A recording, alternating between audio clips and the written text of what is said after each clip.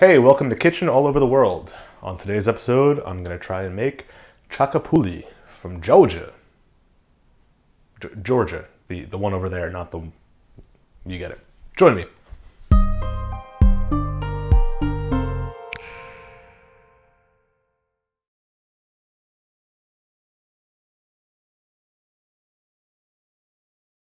So I've got my pot over medium-high heat, and I'm going to add a little splash of oil. Once that oil is running around the pan, as usual, that means it's hot enough, and we're going to add in the meat.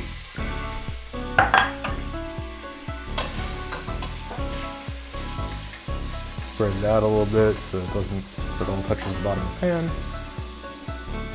It's about a pound of lamb shoulder. You can use any part of the lamb, and if you don't like lamb, you can use beef if you want, but that's a bad idea because it won't taste as good. So, use lamb. On top of this, I'm going to add, let's see, maybe a cup and a half of white wine.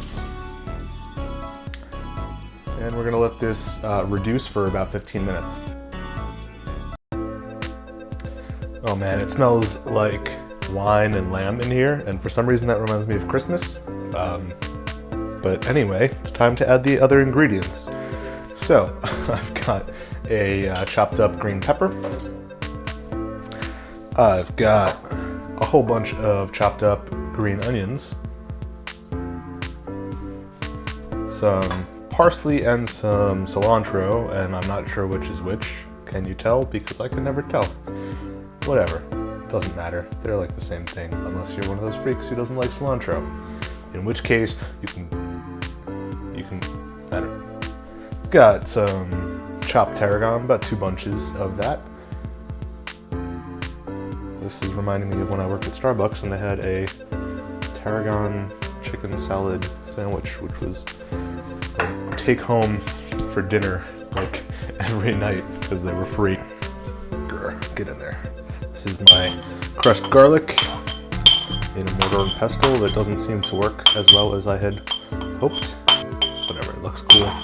That's all that really matters, right? It doesn't matter if it works, it just matters that it looks cool. That's the important thing.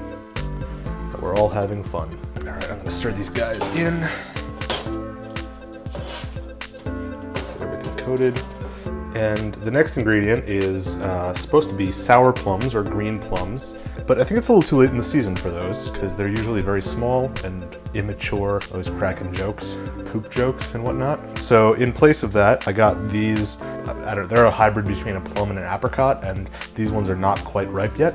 So I figure the added tartness from the apricot genes, as well as the extra tartness from the fact that they're not ripe, will kind of emulate what that's supposed to be.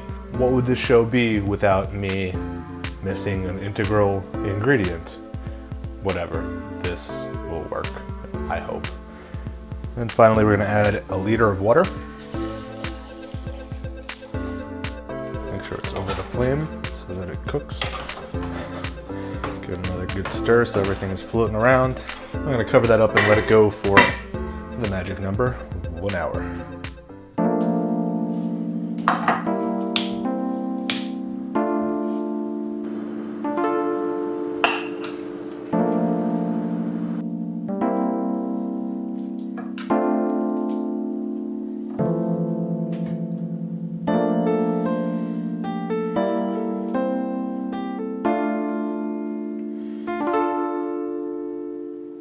So the smell has changed drastically from the wine and meat smell of Christmas past to mostly tarragon.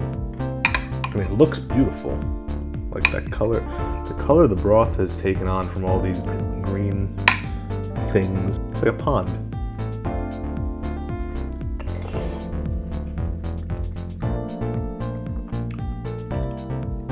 Well, that's kind of a wild blend of flavors. It's definitely very green, as you can see, as I can taste. The greenery is accented by like the tartness of the plums. I And the lamb flavor kind of like just barely creates like a base note sort of below all of that.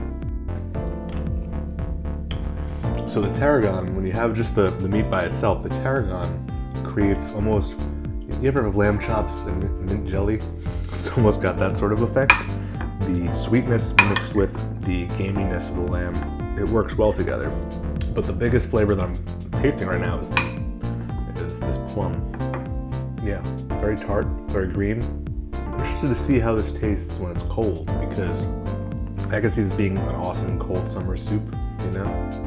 It's got that acidity to it that'll be refreshing. Right now it's just kind of, it's good, but it's unexpected.